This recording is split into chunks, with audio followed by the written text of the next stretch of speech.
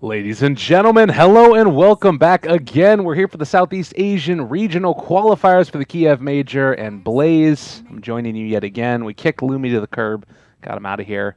He didn't even seem awake, dude. It was just like sitting back. Yeah, Lone Drew's gonna win this game. Come on, this is SEA Dota. We got some action. To be fair, I think that he said that he got up at 4 in the morning fair, today, that's fair. so it's been a little bit nuts for me. I'm with you. It's definitely kicked him to the curb. It's fine. Underlord, what the hell? Geek fam, they're going crazy. All right. I'm into it. Obviously, a hero with a lot of potential. I'm excited to see how the players that are picking up in the first phase are going to be managing with him after the nerfs. I feel like he was pretty much like a go-to hero with a lot of strengths before the patch that took him down a peg, and we'll have to see if he could still continue to wreak havoc and to enable his team in the same way. I mean, we already have ourselves that nice diverse pickup of the Weaver, which can be played as a support or as a core. And with a traditional offlaner in the Underlord, I think they already have a lot of good options of dealing with this lone druid. You know what I think the strat is? You take the Weaver in the position 4 route, you get all of your team grouped together with Underlord, and then you Dark Rift onto the Weaver as he finds the lone druid. That's an option. You can only Dark Rift to heroes, or to creeps and buildings, but... Oh, no, Weaver's a creep, definitely. Oh, yeah. Very creepy, very creepy. just rush Necronomicon. It's I no like big deal. it. It'll be wonderful. But yeah, it's an interesting little dynamic duo there that they've got, with the CM now also getting taken by Clutch Gamers. The real strat is by Aghanims on Weaver. You use Underlord to bring everybody to a certain location, then you time-lapse somebody back and say, Get out you of here." stay home and defend. I like that. That's pretty good. It's a little bit segregatory, but that's fine. They don't need everybody anyways. It's really interesting, the bans that we're seeing. I think that it just has to do, again, with these teams and knowing each other well. I would say that probably Geek Fam and Clutch Gamers are the two best teams out of C that nobody talks about, that nobody really thinks about or knows about. Like Bazaar, the X-Warriors Gaming Unity, Yeah. they've made their presence felt. But these two definitely have the potential to upset. Yeah, I'd say so. I mean, Clutch Gamers didn't show enough strength in their previous game, but I think overall that they have had, they've had ups and downs in their online stage, but I would have to say that in general they're a team to look out for at the very least. Definitely one of the best, better ends of the... There are a lot of teams that are composed primarily of Filipinos, but I do feel like there are just like a handful that are just streets above the rest, and I feel like Clutch Gamers is definitely among that amalgamation. So I'm excited to see them continue to progress. Right now, they're going for a pretty solid draft with double roots, and in general, I just think that they're going to be in a pretty good position in terms of like the early pressure. Crystal Maiden's an interesting hero these days. We're seeing her a lot more, I would say, in one draft or another, and I do think that she just brings a lot to the table. I mean, I talked to Lumi about it. Maybe she doesn't jungle as frequently, but she offers a lot of sustain, a lot of continuous pressure. We got to see in like the Veggies game that even at the late game stage with all the items, she can do some amazing things. And just in general, I think she's offering a lot of control that a lot of these SEA lineups are lacking. Sometimes there's lineups with almost no stun control at all, and she's just bringing the big disables where they need them. Yeah, and you saw, I think it was either the previous game or maybe the game before that, when it was a CM and an Earth Spirit together, and just enabling that hero to be so much more than he would otherwise. That same type of philosophy can fill in for other heroes as well. You give them that extra little added boost of mana regeneration throughout the laning phase, and it can cause a ton of trouble, particularly against a hero like Underlord, who wants to be able to just remain tanky in a lane. If we do end up seeing CMs, maybe even she starts in the jungle and then rotates into lane, you pick another couple of high nuke heroes, Underlord could fall, which could be pretty good. So at this point in time, we are going to be seeing them jump into phase 2 here. Still really hard to read the situation of what either team wants. Obviously, a big thing is going to be getting Aubing a mid that he's comfortable with. So far, we only have bans on the Shadow Fiend and the Tinker, but considering those are two tried and true selections for him, I don't blame them at all. The question is now that he has so many other alternatives in the pool, what does he really want to go for? So, I mean, obviously, you could be something... We've talked about the OD a lot today, haven't seen it yet, but that could do a lot of work against a hero like Lone Druid in particular, but we'll see. No matter what, they definitely need to be able to really play around this tanky Underlord and just put the damage in. 10 seconds Well, remaining. still waiting for that third pick for Geek Fam. And the Juggernaut band, Sand King, Taken. Hmm. This is Rod? another dual lane that we've seen a couple of times, is SK Underlord together. Okay. So, I mean, is it still like a caustic thing, or is it going to be like a 4 position with Burrow Strike early? Burrow Strike early tended to be Okay. the way that I saw it. And again, that was in an EU region, so it Okay. might be a little bit different, the SEA, a different flavor to that style, but it does, in my eyes at least, nullify the idea of a support Weaver, and this should be a position 1. Yeah, should be most likely. I mean, I see Rodgi last time went 3-1-1 in his skill set, and he was very active in terms of like ganking and roaming. He wasn't really too farm intensive. I would have to say that it's unlikely that we're going to be seeing any more supports selections, or well, they kind of lack one. Is what I'm saying. Is the Reaver filling that role just wouldn't really offer enough oomph. So I think it's going to be okay for them to run the Weaver as a core and just have to build pretty defensively on him. Maybe pick up a Lincoln Sphere or a Manta to deal with all these brutes. Yeah, hard to deal with, certainly. And Clutch Gamers now with that third pick really burning through the reserve time. It makes sense. This is the sort of defining one of their draft, and they're going to go for the ET. Okay. The Ember's already been banned out. That was a combination that we saw earlier from Faceless, but still a lot of magical damage already from the CM. Can amp that up a little bit later as well. And Weaver's a hero that can also, he builds up some nice armor by virtue of his agility items that he goes into sometimes. Going to be mitigated a little bit as well. Pickup of the Disruptor here is going to offer them a lot in terms of like AoE control. Not really worried about a hero like Slark or anything along those lines. Disruptor Underlord has also become a bit of a classic duo where they offer just so much in terms of continuous disable. You'll get multiple triggers of the Pit of Malice. You'll get the Kinetic Static Storm doing a lot of work and just a lot of continuous magical damage. So I'm curious how you respond when you have so much AoE control. You have to worry about silences, you have to worry about stuns, and you have to worry about magic damage. And they say just man fight away. Clutch Gamers picks up the axe here. Not really getting a lot of help from the Elder Titan because he's doing mostly pure damage. But all the same, just the follow-up potential is there where you get the axe initiation with call, followed up with either just the ultimate directly or going in with the combo with the stomp. So all in all, I think it should be pretty good. The big thing is this is a short cooldown AoE disable. And since Slardar and Centaur are both banned out, which I believe would have been preferable, Axe is the call. Yeah, the call. I like that. See what you did there. Yeah, the Elder Titan, like you mentioned, the natural order, the thing that oftentimes people will pick this hero for will be less effective. So the initiations with the stomps, maybe also more secure taking of those objectives. It gives you a situation now where Lone Druid can go in, he can hit a tower from far away, and ET can kind of cover the possibility of a jump in on him by just throwing out that spirit. And maybe even also scouting out Sand King in the trees. If you think about like maybe along the Dire tier 2 tower in the top lane, he can't just be hanging out in there because ET might send a spirit in and then wait if there's like a Burrow Strike in or something like that. But yeah, again, getting very low. Sniper going to be banned out. And Clutch Gamers with the last pick. Feeling like they need a mid. Yeah, probably go the OD, I think. I mean, obviously there's pure damage with the auto attack with the orb effect, but the magical damage is the big thing here. So being able to go in and have Astral Spirit with the natural order out and then just drop a Sanities, huge. If they get a Veil on top of that, even better.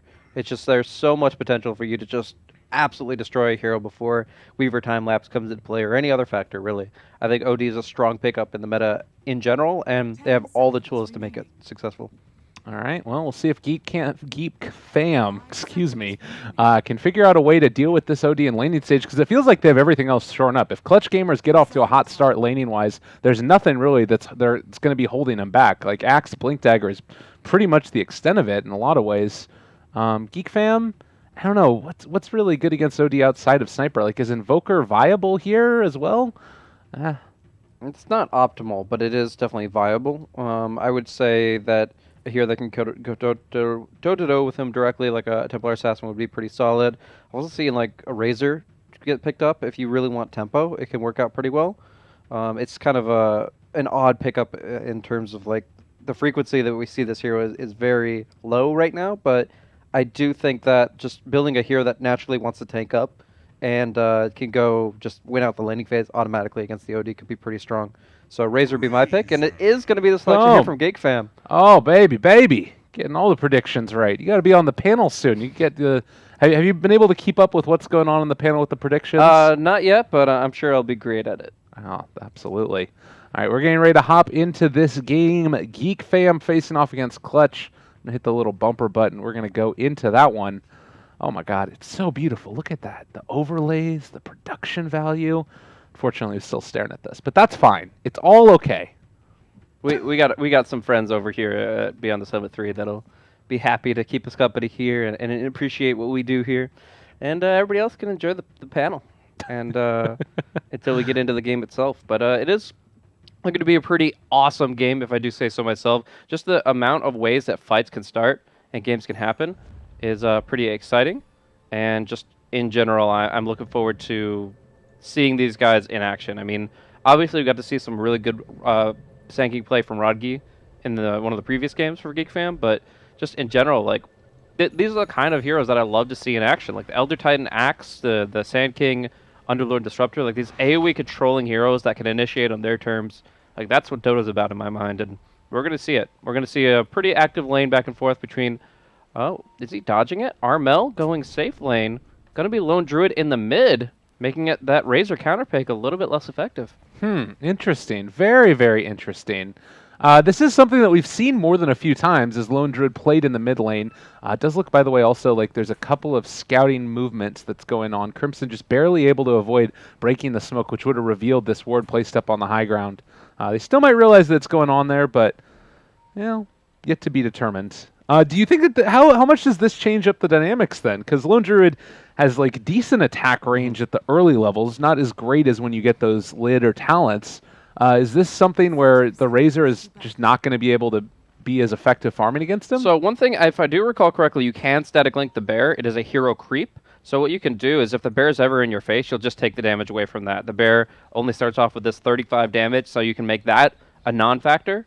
And then, of course, that'll be a lot of free damage for the Razor to bump up. So you won't be as effective at soaking away the damage of the Lone Druid himself as you would be against the OD after he drops an Astral Prison, but you will be able to just make sure that you have a lot of high damage output yourself and be able to push out the waves. I could see it's actually going to go for the Aquila, so no bottle build here, but I think that Tiki is going to be still comfortable no matter what matchup, but he's not shutting down the OD the way he wanted to.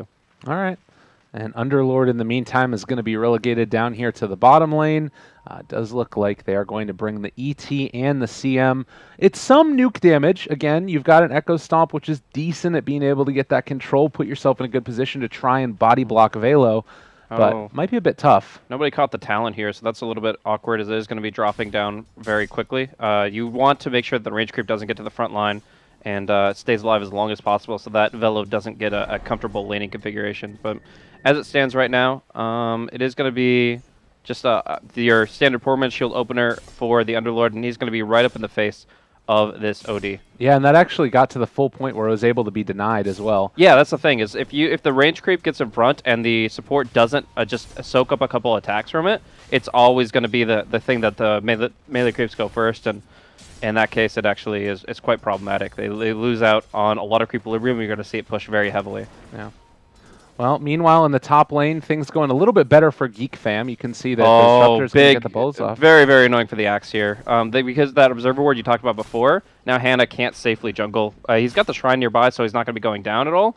But it's just so annoying that Rodgi can soak all of his experience away and also steal some of his creeps there. Yeah, it's very frustrating indeed. And, well, even can go in to try and finish it off. He wants about half HP, though, so probably not worth it. And then they'll be able to battle for that 2-minute rune as well. But yeah, things going definitely a lot better for Geek Fam up top. And they have been able to get the D ward as well, I believe. So this is going to be able to get the pull, but it's going to have to wait till the 3-minute mark. And again, Ranji just being a really pestilence here. Yeah, there's a lot less value in the Axe now, and to get the bounty rune away from him, definitely worth the Burrow Strike in my mind, at least for that, psychological value, if nothing else. God, I'd be so mad if I was Hannah right now. Like, you can't even jungle as an Axe. I mean, what good is Dota if you can't jungle as an Axe? But no, Crimson's doing a great job of zoning him out up top. This ward is really doing work where he just can't find any free farm. Looks like Teehee is opting to instead static link the Lone Druid. He's done the bear a couple times, but it's just about how best he can trade hits and if he feels he's able to close the distance on Lone Druid. In the meantime, you have to look at this ability Rabid and note that it has an 18-second duration at level 1 So at level 1, he's only be able to use it actively because he has a Crystal Maiden, and that's kind of helping him out too. Right. He needs to get his boots up as soon as possible, though. But he is just getting completely destroyed. Like, this is the huge problem. 16-8 versus 7-1. This is the hero that you're supposed to pick because, like, and switch lanes because that way OD can have a good time. But, I mean, OD's having a decent time in lane. It's really just... How do you come back at this point as a lone druid? Is it by virtue of needing somebody to come and gank him, or is it okay that he's not getting as much out of the laning phase? I mean, as he moves in towards like about level 10, he's still going to be able to farm up the jungle very quickly, push out towers. It's just the lane's going to suck for him. They had to make a choice. I mean, it's not like they chose to match up against the Razor. The Razor was the last pick in this draft, and they just called the audible and said, we would rather the OD get free farm and the Lone Druid do a little bit worse than the other way around. So it does suck for Abing, no doubt about it, but I do think that he has better tools to get back into the game than the OD would. I can see there as well. ET just continuing to pressure out and mess with Velo, best of his abilities. Did end up actually going still for the... This is the thing that I was always curious about, was how Underlords are going to play the early levels since Atrophiora is so terrible at the level 1 point. Do you think it's worth it in this 4%. lane to go up to the next, or is it just not even really that valuable? I mean, obviously, they didn't hurt its max value, right? It's still 40% at max, and it's just much, much weaker at level, or the earlier levels. So it is even more valuable to scale it up at faster now. Like, if it's worth getting at all, it's worth maxing out fairly early on. So you probably do like a 4-1-4 build in this kind of state. All right. So top lane, Weaver still topping the CS charts as well. He's almost got that Aquila, and we'll finish it off now. Sometimes we've been seeing in these Southeast Asian games, Weaver's going for the no boots build and then into some big items early on. Do you like that style of play in this game since he's already gotten to a decent start? Yeah, I mean, there's going to be some limiting factors in terms of like the frostbites and the root effects that can make movement speed relatively ineffective anyways as far as chasing and reliably chasing. So I think that just getting the extra range here from the Dragonlance as a starting point is pretty solid. I don't think that he should push it further and like just go for a no boots the whole game build. We're much more looking at like a transitional build where he gets a little bit more damage and push and then he goes back for the boots. And we can see right now as well the level 2 axe. It is just painful. Like, they got the stacks for him as well, but he's really not having a good time here. And he can get the call, maybe finish it off to get level 3, but he's just not going to be able to provide much to his team here early. Yeah, eating both trends and still doing so poorly really is just unfortunate for him as a whole. And this is a game where you really wish you had like a Winter Wyvern. And Rodkey's still at it. He's going to be able to caustic and burrow and steal 2 of these creeps. Oh, God, that is so painful. At least they'll get the kill. This is first blood here. Rodkey does not have a way out of this one. They all get in on the action. They're just going to take him down. Give the kill over to the Lone Druid. I mean, okay. It might have been nice to give Axe that little bit of solace for himself, but maybe just seeing the Sand King die is enough for him. I still think that it's a moral victory that Sand King continues to just be the nuisance, and I've been in that position a lot of times where it's like, you don't have to go next to their tier 2 tower and ruin the jungler's farm, but you can, and you want to make that a statement. Yeah. I'm going to be in your head this entire game. Deal with it. Yeah, it's definitely a psychological value, and he's back. Shrine number 3? Yep, 3 shrines for Hannah to start off this early game, and his CS total right now as an X is 13 creeps. Well, and I think it's worth noting again to people, it's not necessarily that Axe is doing anything wrong here. This is all about the Sand King being a menace and making the correct plays and reading where he's going to be. And he's already level 4. Like, he is up there with the Axe above him now, going to be able to keep messing consistently. And, well, it's a tough life. Anything else that's really catching your eye as far as the laning stage is concerned? The Helm of the Dominator on the OD, I'm assuming? Yep. Seems like it's kind of... he went... So he went for the headdress, but he's got a Midas queued up. So it's pretty interesting here. I think that there are a lot of OD players that would prefer the Dominator at this point, just because the attack speed, the raw stats, the sustainability. That item is just gives you the whole picture and is able to give you pretty much everything that you would want.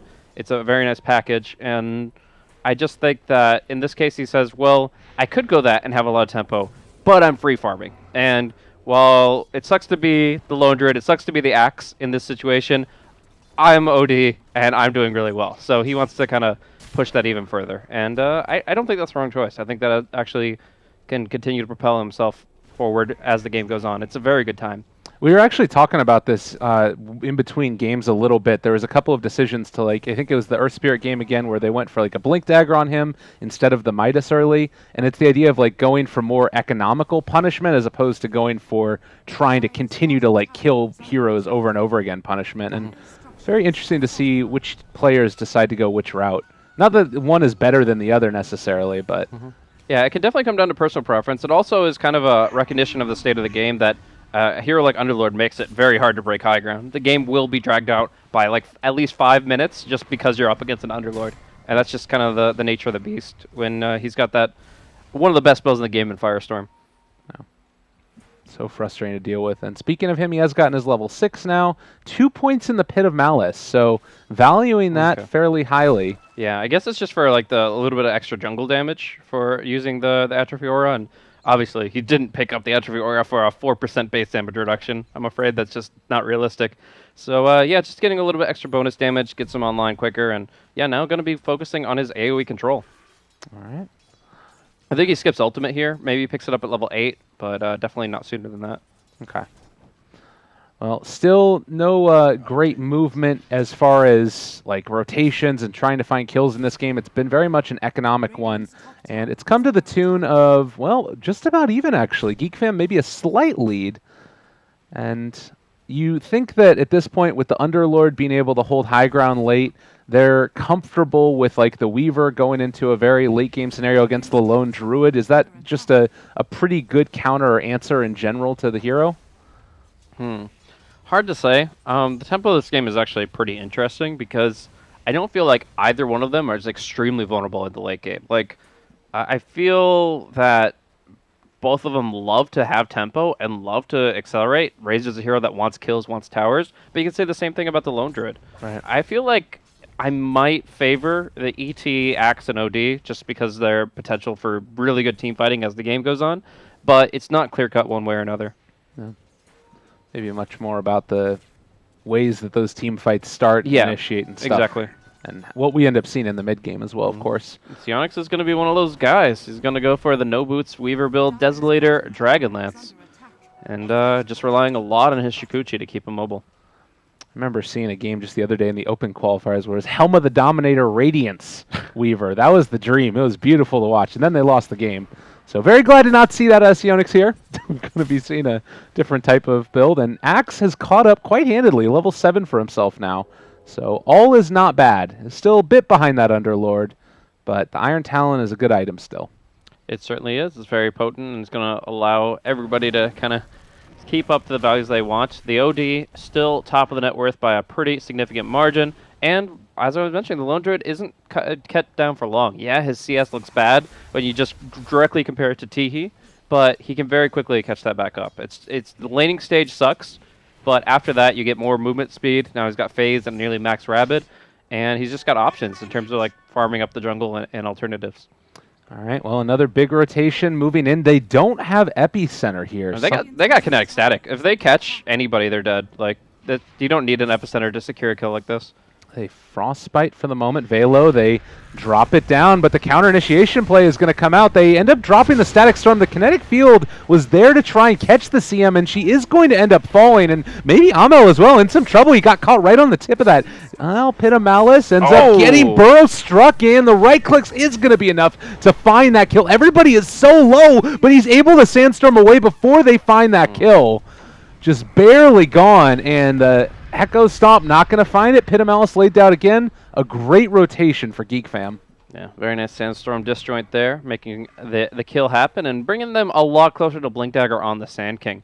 They don't really have surprise initiations unless they're coming out of smoke like that, or when that Blink Dagger comes online. And I just want to juxtapose that to the Axe. I mean, we have a pretty much like same net worth value between this 4-position Sand King and that offlane Axe. The Axe has a slight point of advantage, but I mean, he was supposed to be doing a lot more than that. Yeah. So overall, I would have to say Rodgi is so far the MVP of this game. Sand King doing it good.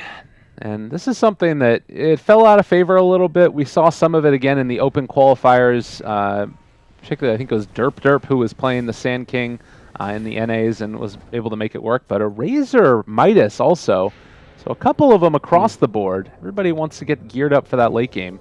Yep, and it's actually going to be Sionix to pick up a Boombacks under tower here.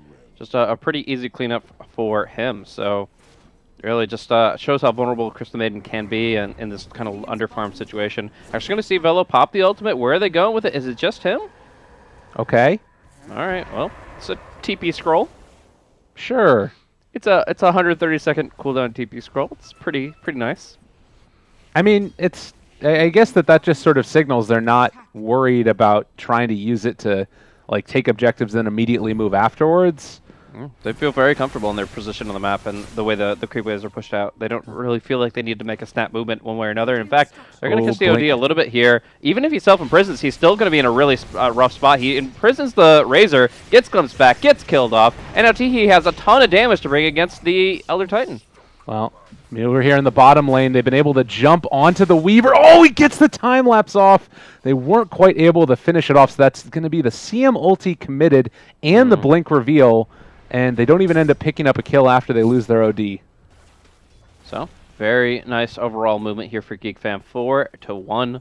And as far as towers go, everything seems pretty healthy on both sides. Actually, bottom tier 1 down to 109. So, gives reasoning for why they keep on teleporting heroes down there for Clutch Gamers. They really want to try to make sure they keep that part of the map alive. But a glimpse back on Armel, and Prism would not help him there due to the mechanic of glimpse and how strong it's going to be in this game. I mean, you think of a lot of heroes that want to get a jump in. You get an axe that gets a perfect call, and then maybe he'll be able to pull the enemy towards his previous location, but he won't be able to get the blade mail or spin damage that he really wants. Yeah, and now we're getting close also to that Sand King Blink Dagger. He has Epicenter available, only a couple of 100 gold away, and this is a big movement right now by Clutch Gamers to try and shut him down beforehand. They get the scan as well. This would be such a huge kill if they can kill him off before he gets his Blink. They want to do it. Blink call, end up dropping the whole kit and caboodle, and that is going to be a dead Sand King.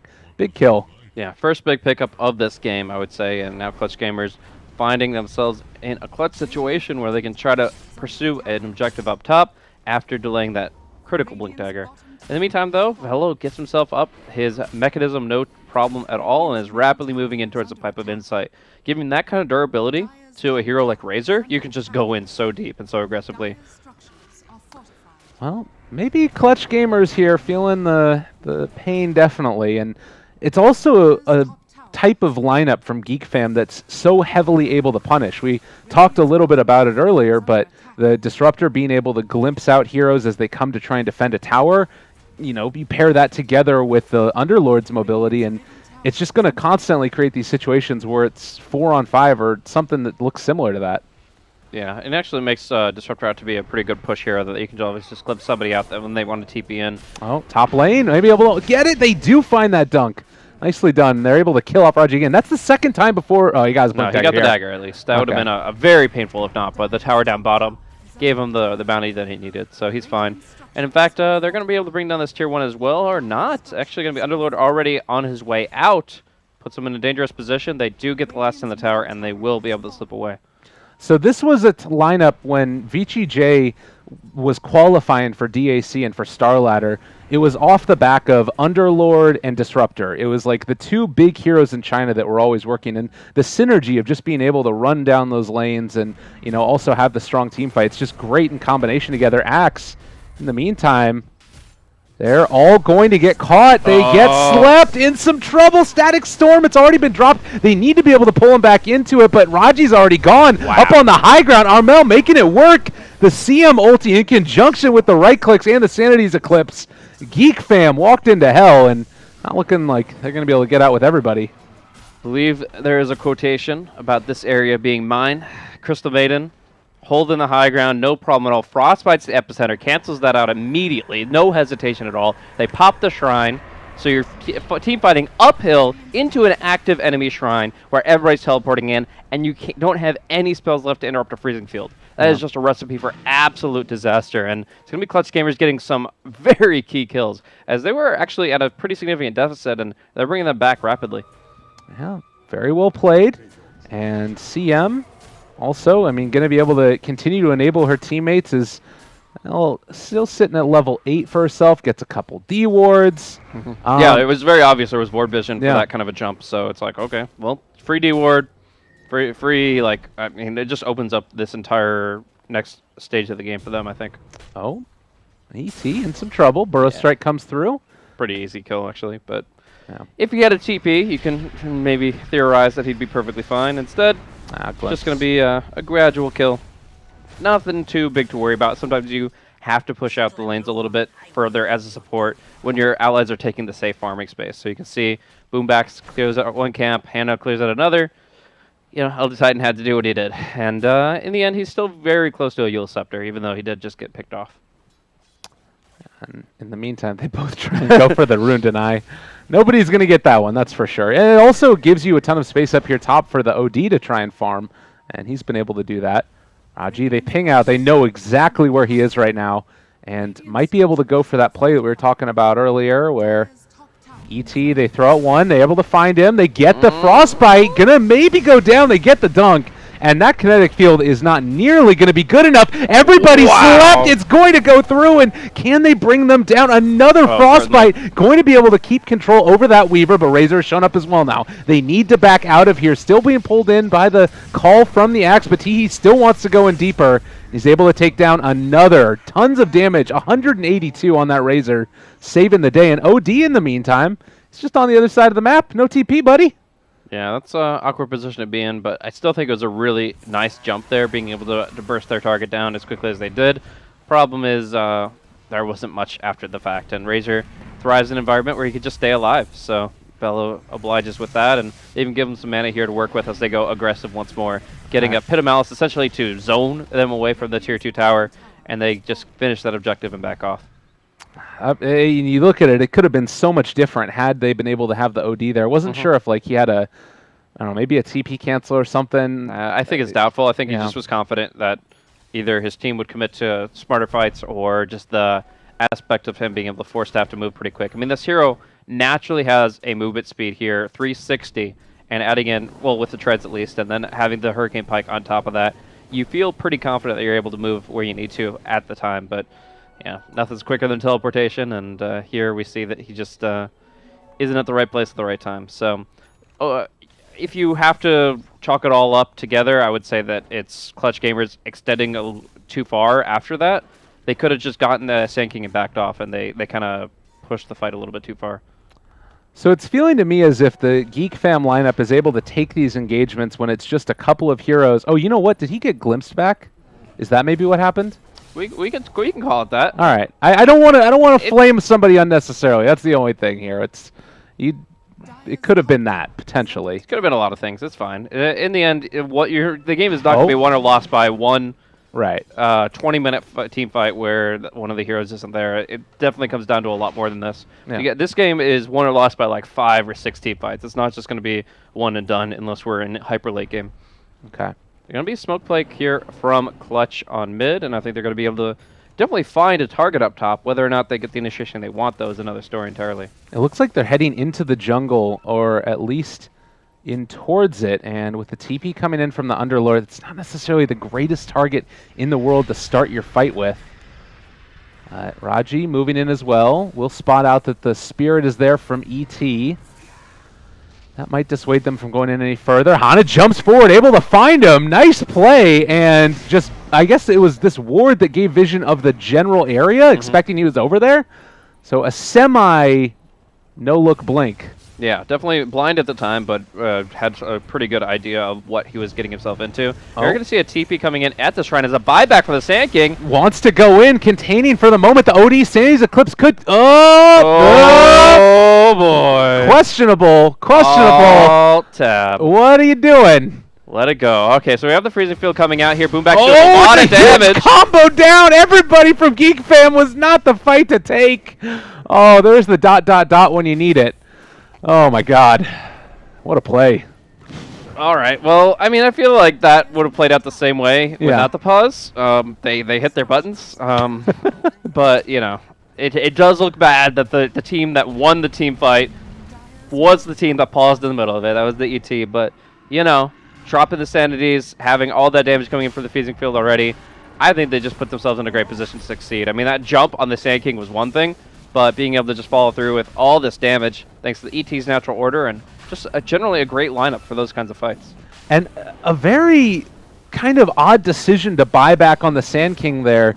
It felt to like, was there any real need for them to do that? Could they have just cut their losses and moved back? Or are they too worried about the tempo of the game going into the favor of Clutch then? I feel like it was an opportunistic buyback. They were worried about Roshan going for free because, you know, you lose the Sand King, you don't buy back instantly, and they just say, okay, well, we have 5 heroes, we can take the Rosh.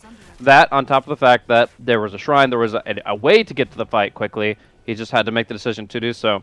I think it was okay for him to make that decision. I think that it's better to make that decision instantly and be wrong than to hesitate and have had to need to and fail to do so. So, very quick reaction. It's not like he's missing the gold, right? Yeah. Second gets Blink Dagger, he's happy. Right. You can get 4-stat, BKB, Yules, whatever, but the one item you really need is Blink.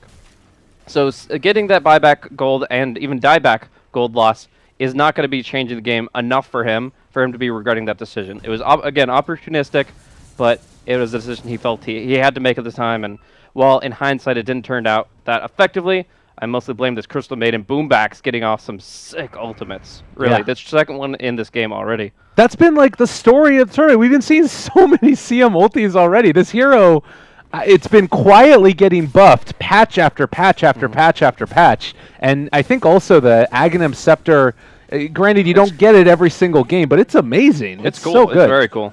So that, I'm sure her talents are pretty effective too. Like the Frostbite duration at 25, if you can ever get there, is really solid. And just in general, you're talking about the Aghanim Scepter being impractical, but when you get a level 20 talent that gives you 120 GPM, it's not that far-fetched. It just means the game has to go a bit longer, and if we judge the first 3 games that went about 60 minutes apiece, it's pretty common in the region right now. And I guess the other thing, too, is that it means that it's a hero you don't have to commit to the crazy early game. Like, it's not like you have to win with CM before 30 minutes, otherwise the game's over. There's options for her to go late, and that's probably the biggest and most important thing. And she still offers a lot to the lane. That's another big thing. Roots got buffed as well, so like heroes like Sand King are unable to burrow strike away from a root effect, which is a really big deal against certain heroes. And just in general, I think it's a good pick. Has a lot of potential to be played in a bunch of different playstyles, and will be effective on almost any draft. Very, very good for like a first phase selection in particular. All right, a couple of deep wards now going to be placed. Looks like ET actually even going to place one up here on the high ground. So this is certainly not going to be expected and could be devastating a little bit later on in the game, showing the intention of Clutch Gamers to try and keep this pressure on. There's another scan used by the Dire. They could come back and defend this, or maybe even try and push for high ground. But with the tier 2 going down, this might be a pretty huge moment, that ward being placed and given vision. Yep, so they're just waiting on the high ground. Perfect scenario for them to be able to fight, but they just get some freebies. They get a lot of chip damage on the mid. They take the bottom tier 2 in exchange for their own top. They still have 2 minutes on the Aegis as well. And yeah, I just feel like in this position, they want to constantly be the aggressors. They want to constantly be aware of the enemy's position and punish even the slightest misstep. Well, Lincoln's up for Lone Druid, actually. Interesting. Really good against the Glimpse in particular, but there are quite a few good abilities to prevent, like the Burrow Strike. They're all still grouped up. CM is the only one who has left, with the Razor in the other jungle as well. So, yeah, it's still probably a bit too scary to try and go for this big play. Granted, you do have the True Sight coming in from the Elder Titans, so you know that they don't have vision over you, but nonetheless, scary, scary moments. And actually, CM is going to be underneath this Observer Ward as well. And she just has Tranquils and a Shadow Amulet. Kind of a neat little build for the CM there. Yeah, I mean, gonna get the Glimmer Cape very shortly, and then it's going to be even harder to prevent those ultimates. The Static Storm is going to be the only reliable way to do so, since the Burrow Strike is already going to be on cooldown from the initiation. That being said, yeah, it's mostly just so that you don't get because the easiest way to interrupt it is just glimpsing her. We saw that a couple times previous game, but in this case now you Glimmer, you survive, and you let it go, and it should be pretty easy. You'll let it go. I like that. Interesting enough, though, that he's keeping it level 1 for now. He actually prioritized everything else. I mean, he's got 14 skill points. I think it's that mana cost. It becomes Okay. so much. So it's actually deliberate because of his weak mana pool. Okay. Because I was gonna say like he definitely has a skill point. It's not like he made a trade off and said, oh, I want to prioritize Crystal Nova or something. No, he straight up just doesn't want level 2 Freezing Field. All right, that's fine. I mean, I don't think it's a big enough damage boost to really justify a doubled mana cost, so I could see that being quite appropriate. Well, and if you need the Glimmer Cape to deal with the Sand King as well, it's a pretty mana-intensive item as well. Yeah, and then, if you have to, in the middle of a fight, say, hey, I have a full mana pool, and you want to level your ulti and then use it, like, that only takes a fraction of a second for experienced players. Oh, poor Raji. He does have a Burrow Strike, but... Oh, okay, found one. Trying to run. Can he get it? Oh, they dropped the ulti as well. Yeah, would have been big, but not enough. And bottom lane, they'll get some more pressure out. You take those. The Sand King going down. Again, I think that's pretty fine. Most definitely here. Now, the OD is progressing very nicely. Obviously, showcasing why they wanted to put him in the safe lane here. Armel able to get himself Hurricane Pike, Rod of Atos, and now rapidly approaching Linken's in a really good spot. You juxtapose that to the Weaver, the opposing one position. And yeah, he's got BKB Dragonlance Dezo. Still doesn't have boots, but it's just like, I feel like the OD is just able to do so much more in these fights. He's just able to have a much higher impact with a comparable net worth. Yeah, and granted, you do still have the Weaver eventually getting to that stage where he can take objectives more effectively and, burn through these towers. But right now, the big thing that they need is the ability to take these team fights, and that's not really happening for him. No. And he doesn't even feel confident split pushing. I'm just going to attribute it to the fact that he has 290 movement speed. Yeah. Just because I want to flame the No Boots Weaver build a little bit more and see it a little bit less. But no, I mean, obviously, he still is packing a very big punch. He just has to Shikuchi everywhere. Yeah. Hard to deal with. Hard to make that your life that you live. And also, I mean, Aquila for mana regen's probably enough, as well as the wand. And it looks like they're trying to set up for a kill down bottom. Haven't seen this in a while. Velo goes for Hood Glimmer Cape. So he is going for a really intensive magical mitigation and wants to be the saving grace for a few of his allies. Well, it's a neat little build. I like it. I mean, it's a lot of... it's not really single target damage. A lot of the AoE is going to be in... A lot of the magical damage is going to be coming in the AoE. But if there's just one hero that you have to save, either the Weaver or the Razor got caught in it, like the most important heroes in your draft, basically, it's good, yeah. Yeah, I mean, obviously, you're up against the natural order, so anything to allow them to soak up a little bit more is going to be great. But, I mean, we've already got the BKB for both of them, so it just seems rare that he's going to actually be able to take full advantage of it. Do you still go pipe, you think? Yes. Because between Mjolnir and the OD Ultimate and the CM, who's been getting some really good damage out, you're always going to still need more to survive. Well, speaking of that natural order, it didn't end up helping him at all there. Elder Titan again going to go down. Could you imagine if it did, though? What if you just hit a button, you just activate your aura, and you suddenly aren't getting ganked 1v4? That sounds great. That's the new hero. We got the item build for it, the skill build. It's wonderful. That would be an ability. The ability is called Get Me Out. Arteezy would love that one. Yeah. Play it every game. Why not? All right, 11-9, 31 minutes into this one. It's still a net worth lead for Clutch Gamers. And again, it's feeling like all of these games are sort of on a razor's edge. There's not necessarily one team that's like constantly dominating, with the exception of Faceless, and all comes down to who plays best in these best of ones. Yeah, so right now, obviously, like I think it's very clear that it's going to be a couple more fights to determine really who's going to be the top dog in these exchanges, which mostly comes down to initiation. Right now, I would favor the Clutch Gamers actually like 65-35, just because they seem to have way more tools for getting in position for these fights and to do the follow through with various abilities. But that being said, Geek fans still have a chance to make these fights work for them really, really well.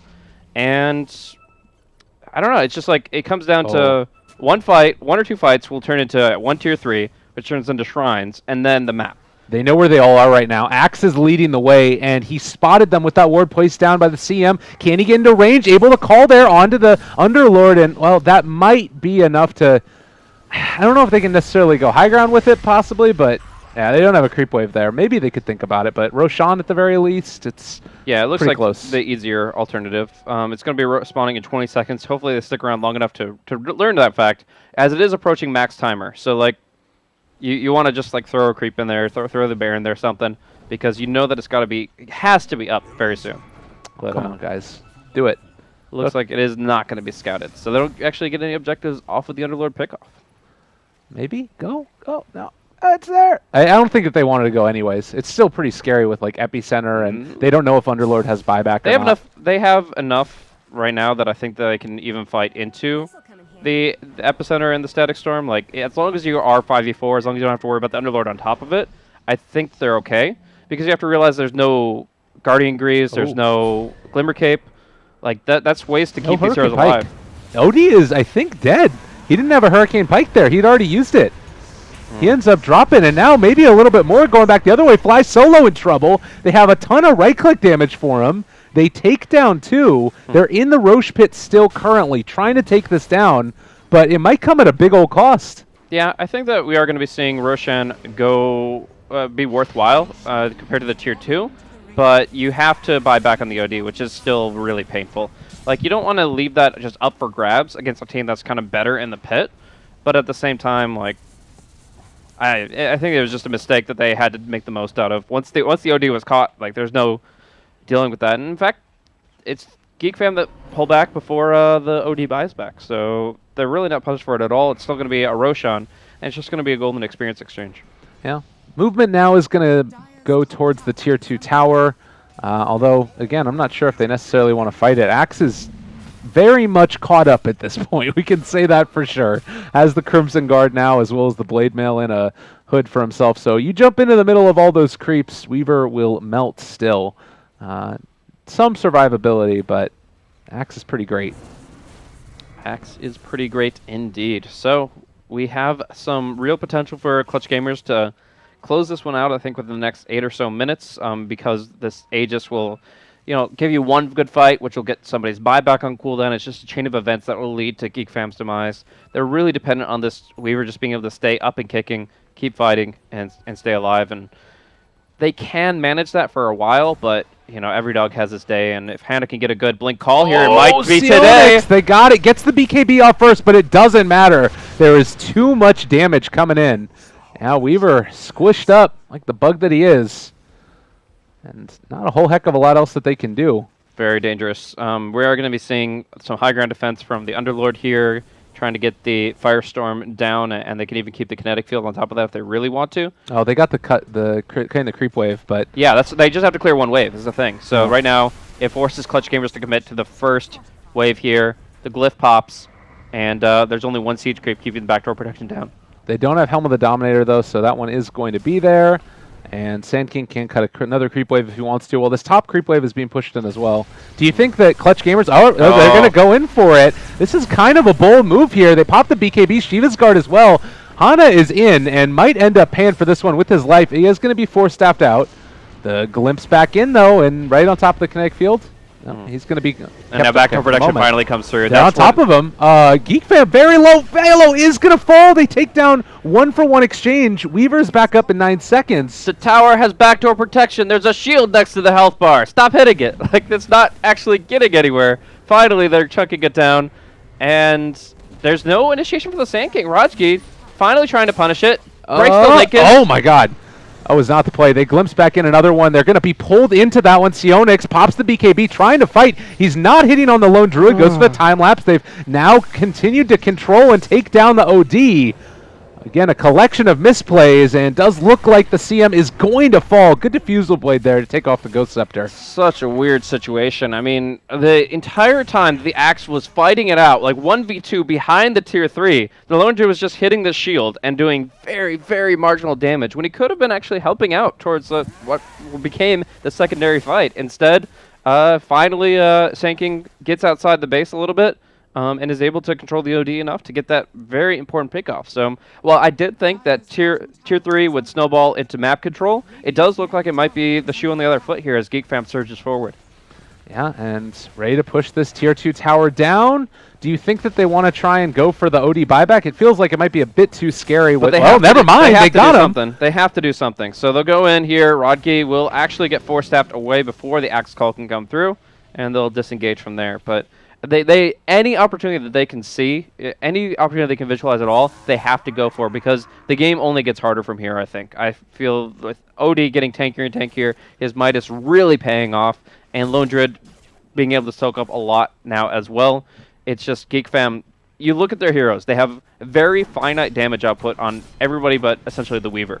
Like, everybody's doing a certain cap of magical damage or physical damage. Razor can do quite a bit, but he's not really building for it. So I really feel it's like all on the Weaver and all in the next 5 minutes. Geek Fam have to start getting extremely aggressive quickly, or it's just going to get out of their hands. Well, Daedalus is going to be the pickup for him, but again, you just don't have an answer for this Axe when he finds the call. So Sionix is just going to have to try and outplay him consistently, and not near that 25 talent that just makes such a big difference. That's going to be a tough one. Did you say Daedalus? I have no idea who would be building Daedalus. Oh, it was a Daedalus queued up for Weaver. Now it's going back for the Butterfly instead. Okay. Makes sense. Tough spot to be in here. I think that right now Clutch Gamers are very, very comfortable. Not sure if the Aghanim Scepter from Fly Solo is going to be able to accomplish too much, but I mean, it's just kind of one of those items where you're like, oh, okay, well, I have enough gold, let's try it out. And it does provide a decent disarm after the BKBs are out. I think that's the key thing, is they don't really have that much control other than Berserker's Call that goes through BKB. So when you can get that Earth Splitter on them under those circumstances, you're feeling a lot better. Well, see if he ends up being able to finish. I mean, do you still want to save for buyback, I'm assuming, at these late stages? Or do you think it's worth it for him just to go for the full thing? This game will be won or lost based on the heroes, so buyback is very important for, I would say, just about everyone. Butterfly is probably an item that you can get away with buying out for, but everything else you have to save. Oh, Sand King. They're scouted. They spot him out here. Could go for the jump. Raji in some trouble, maybe? I mean, they don't have vision on him anymore with the D ward, but they know they're over here. TD Weaver going in. They got him. Caught him out for the moment. Is it going to be enough damage, though? They try and bring him down low. Velo is gone. Now Sionix, eyes onto this OD, trying to bring him low. The BKB is about to wear off, and he ends up being able to find that kill. Very much necessary, and now they might be able to look for a little bit more as well on top of it. Axe in some trouble. They drop down the Sentry Ward as well, so they're going to be able to spot him in spite of that Glimmer Cape that came out. And now, CM ulti, they get the glimpse up as well. So everybody is already dropping for Geek Fam after the Lone Druid comes in. And with the CM ulti, everything else used, it just wasn't enough. Yeah, this lineup for Clutch Gamers doesn't fully rely on the OD, where a lot of alternatives would. Like, sometimes it's the OD being like 80% of the damage and everybody else just playing behind it. But this isn't that kind of a lineup. We are seeing Crystal Bait and Eldritch carrying their own weight as supports, and of course a Lone Druid being the top net worth and damage dealer here at this stage. So he's able to do 4,700 damage, and that's almost as much as the full DD Weaver, who was just right-clicking the entire fight. Yeah. Well, this is definitely gone from bad to worse for Geek Fam. Off the back of this. I mean, there was a little moment there where it was looking like Clutch Gamers were starting to lose a little bit of a grip, but it does feel like you're saying it's going to get a whole lot harder before it gets better. And the Aghanim Scepter now coming out for the Elder Titan. How long is that disarm actually at the It's actually a really long duration. Yeah. It is a 6 second now that it's max level, so they'll get a very powerful slow effect and a disarm effect, and it can be removed by BKB, or in this case, perhaps time lapse, but it pierces. It pierces. So you have to be very careful how you use those cooldowns. And I think most of the time Sionix wants to be using his BKB as soon as the fight begins. It's one of those weird interactions that you might not even fully remember either, potentially. I mean, you might not. You might not. I tested that shit day one. Okay, I'm like, this is amazing because I wanted it. I really wanted to like have a really cool like wombo combo ultimate from the ET. Yeah. I remember the summit after this Aghanims got added. I was like, no tail, please.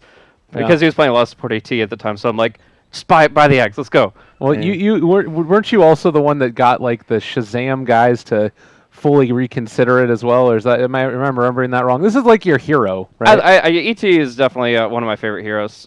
Just I like everything that he brings to the table in general. But I talked with Brax, and SVG loves that hero too, so it worked out pretty well. But at the end of the day, that's ancient history. Now we have a match with an Aghanim Scepter, and a lot of hopes and dreams resting on it, I think, because he did buy out for it, and obviously if you don't hit the spell, it's pretty useless. Yeah, it's a little bit telegraphed as well where it's going. I don't know if you noticed.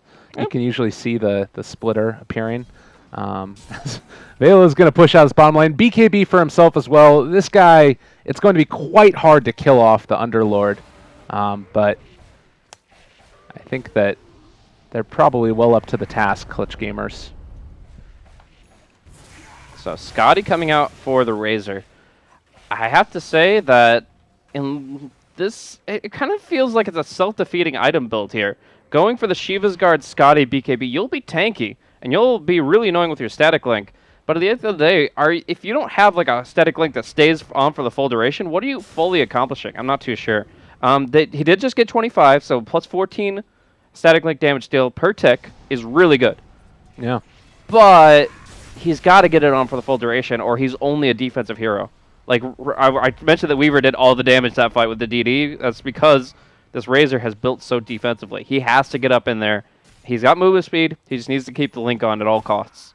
All right, well, Lone Druid is there. They find the Burrow Strike. Going to start up the static link in just a second, trying to take off the damage. Oh, it ends up breaking, though, as the Glimpse comes back. Was still able to steal 73, and that is going to be the Lone Druid going down at the start of the fight. Not a bad way to start it, and now looking for some more.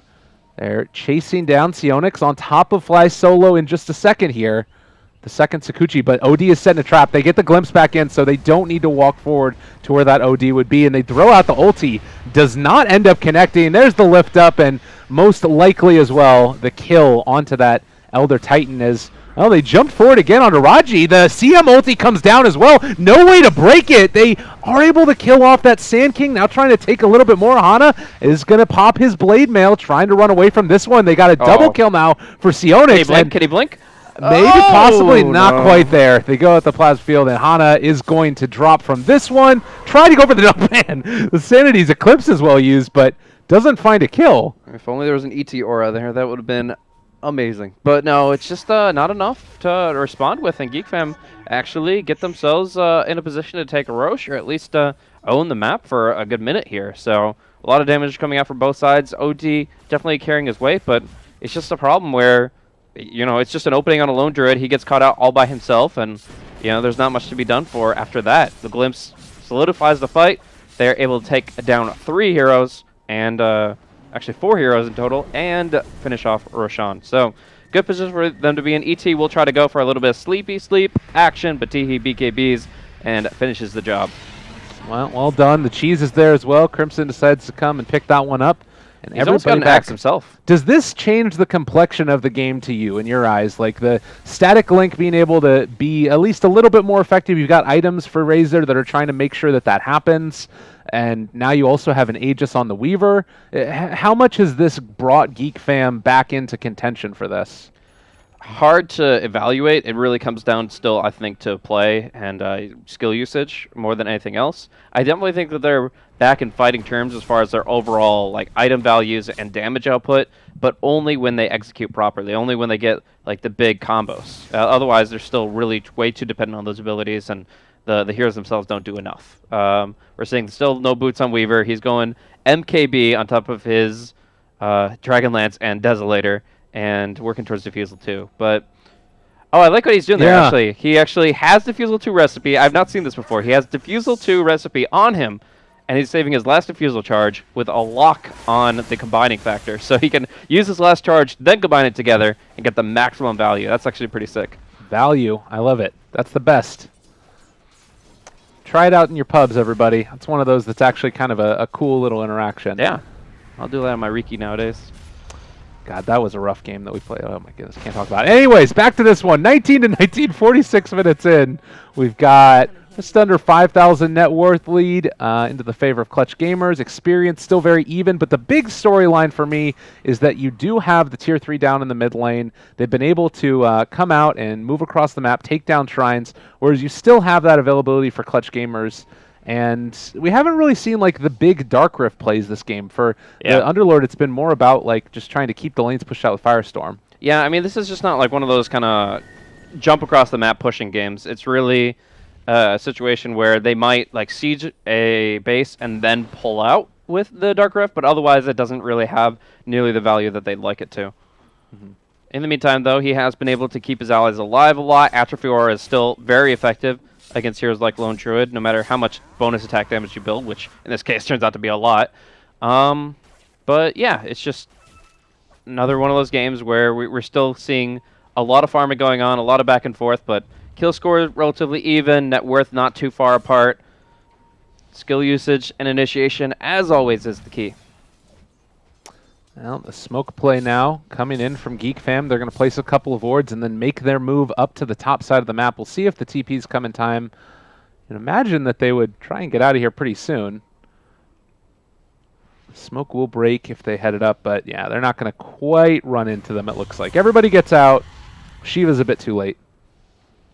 So I'm looking at this Disruptor Aghanim Scepter, and I think that's far more prevalent than the potential of the ETs. It's like you're always going to get a Static Storm out. It's just a question of whether or not it's going to prevent the items. You can maybe stop an OD before he can BKB or Hurricane Pike out. Right. Even better is you see an Axe blink in, and he's trying to Blade Mail and all this other stuff, and he blinks into a Static Storm and just dies. Like that can be a complete game changer. And he does have the Blink Dagger as well, so can get that extra mobility that this hero sometimes lacks to find his way into the fight without having to put himself at risk of an Axe Call or something like that. So, yeah, all in all, good stuff. The Hurricane Pike is also done now for Teehee, a little bit of extra mobility. Do you think you'd try and switch out the Sanjin Yasha before finishing off like the Boots of Travel for the Razor? I mean, you'd get the BOTs first, I think, and then you'd start making your upgrades. Although mobility is still very important for this hero, so I think like Butterfly and using Flutter in the fight is probably the alternative. Okay. That said, there is an MKB. Oh, it's on your team, so it's fine. Sheepstick now done for Underlord as well. Love that. And he also has a cheese too, so he's really not dying. Yeah, he's in a good spot this game for sure.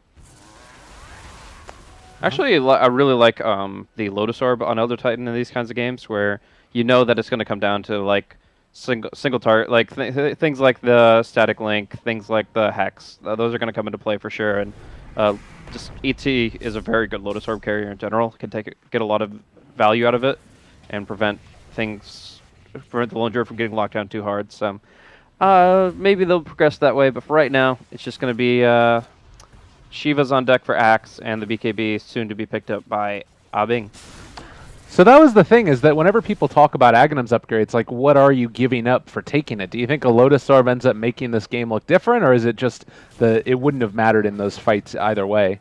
So up until now, maybe not, but you see a Hex. And when you see a Hex, you have to start thinking about an item like that can save your teammates in really desperate situations and also completely nullify this Razor's presence.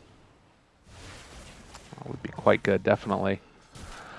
So, speaking of Razor, he is still off in the jungle. They're basically able to constrict the map a ton. You take a look at the vision, there's just this one lonesome ward out on the map, which is maybe a little bit better than we could have expected, whereas it's kind of a similar thing for Geek Fam. Nobody's really been able to maintain solid vision in this game. Gem, obviously there on the ET, as well as the Sand King. Been doing a good job of scouring the land of it. And there actually is a Daedalus on the Lone Druid. Yep, finally picks that up here, so they have to sell anything for that? I feel like he definitely had another item, but all the same, he has a lot of raw attack damage at this point in time, and the damage from the Mjolnir and the Daedalus is not going to be reduced by Atrophy Aura, so there's a lot of value in those, whereas the Butterfly is mostly, for that movement speed and for the evasion. See you later, nerds! Velo going to get out, and that was a ET ulti used. Still relatively okay on the cooldown. Yeah, not too bad. So, yeah, it's just kind of the status quo position where neither one is really looking for anything more than the Roshan right now. Like, obviously, Geek Fam would love to take a Tier 3. That would take these shrines off the map, and they'd feel a lot more comfortable about the neutral game. But as it stands right now, I think in general, Clutch Gamers, they're happy to play together. Geek Fam are happy to spread the map and farm separately, and everybody moves on to this late game stage. Now we're 52 minutes in. Overall, net worth is dead even, with experience leading about 6,000 for Geek Fam themselves. And we do have a lot of level 25 talents coming into play, so we can talk about that a little bit. Like 200 Shikuchi movement speed is really effective. Obviously, everybody's seen the 10-second Savage Roar cooldown reduction, bringing it down to 10 seconds by itself. Anything else really to... The Underlord one, plus 50 health regen. He's regenerating 65 per second. Well, they have actually caught the one to the Weaver. They're on top of him. He is sheeped. He's gone out of there. And meanwhile, as well, the CM going to just pop the ulti, immediately takes it off. That's 2 dead. Oh, man, that was not the play. Velo needs to get out of here, but doesn't have the mobility, does not have his Dark Rift either, and this time he will be brought down. Yeah, very critical set of pick-offs. They're just going to try to push out the mid lane as quickly as possible. Razor might try to go for one more plasma field, but sees way too many reinforcements and just kind of heads out to push out bottom instead. He'll TP back as soon as they start approaching the base, and that's when Weaver's buyback is most likely going to be forced out. They don't have the Rain of Fire to work with here as the Underlord. Actually, he's about to get his buyback gold, so could definitely start to get involved in this if necessary. Yeah, Sand King is the big one who's lacking. Still 375 gold away from that one. But they buy back on the Underlord, trying to hold on to that Weaver. It feels unlikely that they're going to be able to get it. They got him! No, he's going to end up dropping again! The Static Storm is pretty good, but there is not the follow-up at this point. They don't have any damage stolen right now, trying to take it away from that ODT, but he's dropping down solo already. There's so much damage being thrown at this guy. The call again onto the Weaver. He's going down, and I think that what we kind of knew could have happened for a long time, it's finally happened. Clutch Gamer is just going to run away with this one. Yeah, they've been in a strong position this entire game, but being able to finish it off in such a fashion, Armel just absolutely obliterates here, the harbinger of Geek Fam's demise. And yeah, it's just a rough spot to be in. The Weaver really had his options limited in terms of like where he could go with this game. He was very, I don't know, one-dimensional in terms of his potential. He goes in, he right-clicks things, hope it works out. Like, it just seemed like pretty limiting. I had some hopes for this Blink Aghanim's Disruptor, but the only Aghanim Static Storm we got to see had absolutely no follow-up, and the Weaver was a bit hesitant on the buyback. So, in the end, it's going to be GG. It is going to be Clutch Gamers getting a much-needed win here in the group stage to try to move themselves forward here in the Southeast Asian qualifiers for the Kiev Major. My goodness. And looking at the brackets now and the way that everything has sort of started to work out, you have TNC that ended up going 1-1 between their first couple of games. You have Geek Fam that ended up now going 1-1 over their first couple of games. Clutch Gamers are going 1-1. Like, it is set up to just be a kind of wild roller coaster ride through this round robin stage. No, I'm really excited about it. And so many of the games have been so close, like 60+ minutes, back and forth constantly. Like, this one seemed probably one of the more clear-cut ones, just because Clutch Gamers, they didn't have too many expectations. Like, Geek Fam, they had to do so much to make things happen because they just didn't have the raw damage, and the draft just wasn't working the way it was meant to. Like, Weaver and Razor are not designed to go 60 minutes. So it's just, I do feel in general that Clutch Gamers had a more clear-cut victory here, but in general, this is something where I feel that a lot of the teams are very close, and that third and fourth position for the playoffs of the qualifiers here could be highly contested. Absolutely. Well, ladies and gentlemen, again, thank you guys so much for tuning in, watching this one. SEA qualifiers are going to continue in just a little bit. I do believe, do you have one more game that you're doing? You are running the gauntlet, buddy. Blaze, Lyrical, you two casters. We'll be back in just a little while with our next series, SEA qualifiers. It's happening. We'll see you guys in a bit.